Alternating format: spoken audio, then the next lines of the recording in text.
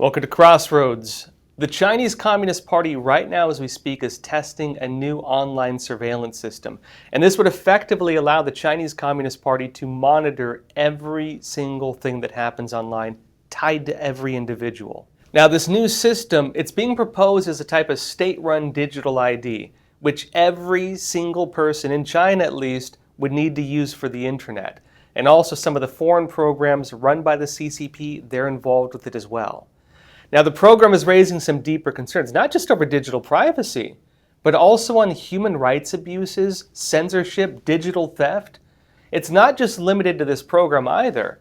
It seems like across the board, the Chinese Communist Party, for some reason right now, they're putting systems in place to stop information from getting out of China.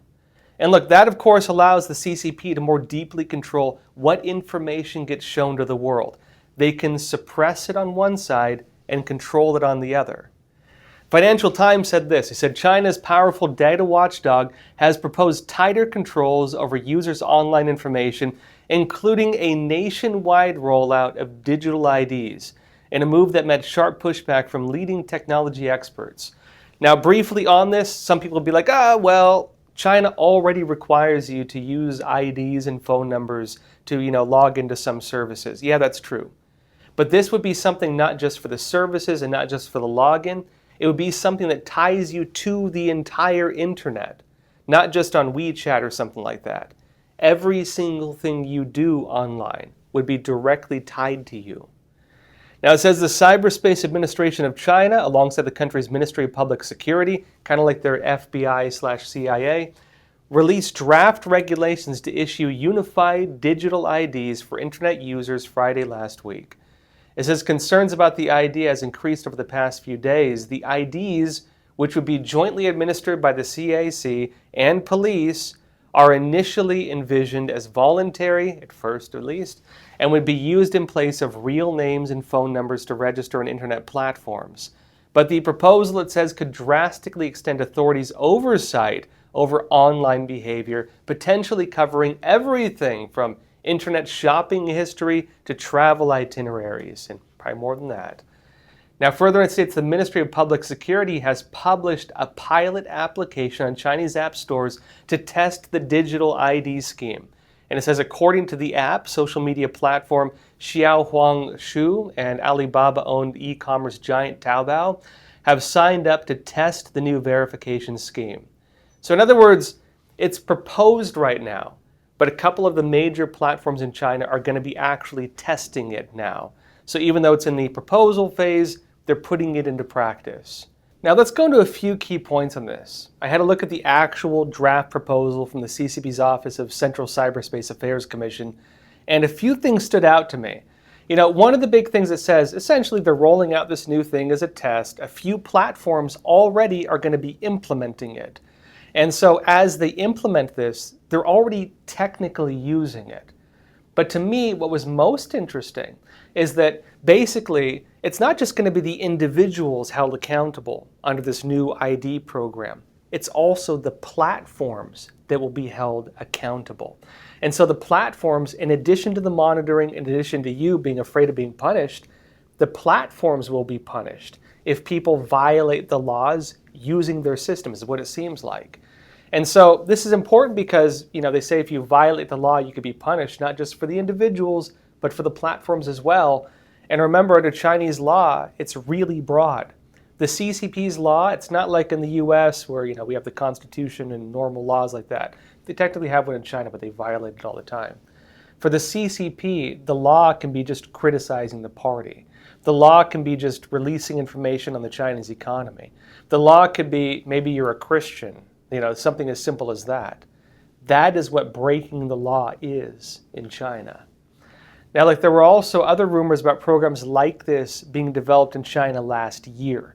And allegedly, the stuff last year uses blockchain. And it seems that, based on that, we can get some ideas on what's currently being rolled in and what's really beneath it, looking at what they were rolling out before. Now, blockchain, some of you may have heard about it. It's one of the technologies at the core of Bitcoin, these cryptocurrencies. And what it does is it kind of creates an intranet, not an internet, but an intranet, like an internal net, that's shared between individual devices. South China Morning Post said this last year. They said China is set to start experimenting with a real name verification system based on blockchain, which authorities say will allow internet users to log into online platforms without using their personal information such as phone numbers. It says China's state-backed blockchain-based service network, BSN, and the Ministry of Public Security's first research institute together launched the real name decentralized identifier. And the decentralized part, it seems, is related to blockchain because it's decentralized from the normal internet. It's like you have your normal internet and then a separate one that your identity is tied to that monitors the internet. Now, they say the event was also attended by officials from the National Development and Reform Commission and the National Data Administration. Now, they note that one of these institutions with it, which is Onicert, a subsidiary of the Research Institute, will be responsible for issuing, managing, and verifying user identities through its Cyber Trusted Identity, CTID, which is already used by banks and other institutions to verify Chinese identities. Now, so look, based on that, it's tied to the banks in the same system as the digital yuan. The new system is very likely tied in with the CCP's digital currency. And of course, the CCP is trying to get rid of paper money because it lets them track and regulate every single purchase. And in addition to that, that means it's tied to the social credit system, right? A big one.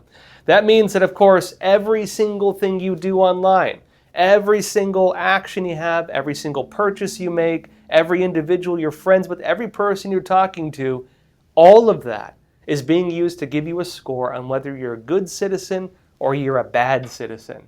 And if you're a good citizen, maybe you get more rewards from the Communist Party, like a dog getting doggy treats. If you're a bad citizen, you get punished. Now look, of course, on the digital ID program, this has serious implications for Chinese netizens because a lot of the information that comes out of China, a lot of the chatter, a lot of the anti-CCP rhetoric, a lot of it's from the netizens. These are individuals who they know how to use language to get around the censors. They'll use words that sound like other words. They'll use joke references to refer to public figures. They'll do things like that. And they kind of have their own language for this. And to an extent, they're able to get around some of the censorship, like to an extent. Those individuals are a lot of the ones that will publish information and otherwise and get things out. They will now be monitored to the finest detail. This will also include religious dissidents. One of the ways we know that what's happening in Tibet and Xinjiang and to Falun Gong practitioners or to democracy activists and others, or even house Christians, a lot of it is because people will publish videos online showing, for example, the CCP demolishing churches or tearing down crosses or things like this. And just about anybody who questions the regime now, right? It's going to be hard for them to get information out. Like, for example, when we heard about these protesters trying to get their money out of the banks and they got arrested, it's only because people post this stuff online, only because they make noise about it that the West even knows it happens. Videos of mass protests, government reports being released outside China, all of this will be now much harder for people to see because the CCP has systems in place, like a new extra net being thrown over the entire internet. This will let them capture everything. Now, even more for the financial sectors, this has really serious implications because it means that most data on Chinese companies, because West, you can't even audit them. The state of the Chinese economy, if you want to invest, it's just going to come from the Chinese Communist Party. You'll have to take everything the CCP says at face value because you will not be able to get inside information because of this censorship. And because some of the laws they're creating as well that even outlaws, criticizing them. It'll be very difficult for anybody to release anything that contradicts the CCP's claims, and that is unless you have some very good sources, let's say, right? And of course, in fact, people risk even being charged as spies if they report this information or publish it, because the CCP revised its espionage laws to define this as a type of spying. If they release or publish real data on the state of the Chinese economy, they can be arrested. And it's been happening lately. Now, like a few years ago, the Chinese Communist Party also created new systems to track people trying to get around the Great Firewall. Now, the Great Firewall is the big, large-scale censorship program that was kind of the original net cast around the entire Chinese internet, right? The new one is kind of an additional one on top of that. But this is the one making sure that people can't get information out of China. People can't access news websites outside of China. They can't get onto Wikipedia or YouTube or Twitter or anything like that, right? Now, to get around it, people used to have to use virtual private networks, VPNs. Some of you might know these. Basically, VPNs let you get around some forms of internet censorship, and they bounce your internet connection off other connections. And so if you're in China, you can fool the internet system into thinking maybe you're in Switzerland or Canada or the US or something like that. You bounce your connection off another connection, and then you access the internet from that other connection. Now, the thing with the CCP is they've been trying to stop that for a long time. And they found a way just a few years ago to go after it. Radio Free Asia said this in 2020. They said authorities in eastern Chinese province Zhejiang recently detained and warned an internet user after they were detected using a circumvention tool to read information on Wikipedia, which lies outside China's complex network of blocks, filters, and human censorship known as the Great Firewall. It says, according to social media reports, internet user Zhang Tao received a visit from police soon after using the open source online encyclopedia, Wikipedia, suggesting that the authorities' ability to monitor people's internet activity in real time has been stepped up recently. In a now deleted online announcement from the Zhejiang police, screenshots of which are still available on social media this week, Zhang was accused of using the circumvention tool Lantern, downloaded following a Baidu search, to make repeated illegal queries on the Wikipedia website. He was charged criminally for accessing Wikipedia. The CCP does that for a lot of reasons, by the way. For example, covering up its persecutions, covering up the Tiananmen Square massacre, covering up the many issues that it doesn't want people to be able to see. Now, I've talked to Chinese students before and I asked them, why do you think the CCP does that? It's because they're lying to you. They don't want you to see contradicting information to the propaganda they're showing you. And to keep the lie going, they need to make sure you can see nothing else. Now, like that said, it's not clear to what extent they're able to monitor VPNs. It does seem, at least in my opinion, that they caught this individual because he was searching on one of the Chinese search engines, Baidu. And they were probably monitoring the search for this. But actually, many VPNs, they're controlled by China. This is not that well known. There are some programs run by overseas dissident communities, though, still, that do let people break through, and there have been no signs that those are compromised. But look, back to this. With these new controls and information, people can still defect. They can still get out of China. They can still publish information like that. But they'll be doing it now at a higher risk to themselves. We'll still get information out of China. It's just a little more dangerous for people. They also might be able to get fake identities. Maybe you can fake somebody online or use a dead relative or something. Who knows? There are probably ways people can still get around it because they always find a way. But this new online ID that the CCP is testing actually is just one piece of what is a new, very large-scale campaign being rolled out in China right now. There's a lot of other things right alongside this. And across the board right now, it looks like the CCP is terrified of information escaping China for some reason. Now look, this comes as the CCP is making new laws on speech and as large swaths of the Chinese internet are just suddenly disappearing. I'll be talking more about this so-called internet cleanse by the CCP after we come back from a quick break. Experts agree. One of the best ways to protect against financial uncertainty is to diversify your portfolio. Learn how physical gold and silver can secure your retirement funds from today's economic challenges with a gold IRA from American Hartford Gold. You can safeguard your wealth with no penalties or taxes when you transfer your current qualifying retirement accounts. Call now and our precious metals specialists will send you a free information kit, no cost or obligation. American Hartford Gold, a trusted industry leader with an A+ from the Better Business Bureau, has a 5-star rating from thousands of happy clients. Whether you are getting physical precious metals in a gold IRA or delivered to your doorstep, we offer only the highest quality gold and silver. For your peace of mind, we also offer a no-fee buyback commitment, a low price guarantee, along with free shipping and free insurance. So don't wait. Call the number on your screen today and secure your financial future.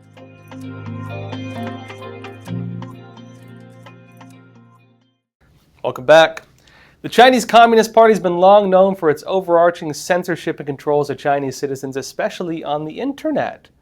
But now, this is not only going to get worse as a new surveillance system is being tested in China that would eliminate privacy on the internet by letting the CCP monitor all online activity. The new system is being proposed as a state-run digital ID, which every single person would need to use for the internet if they decide to fully roll it out.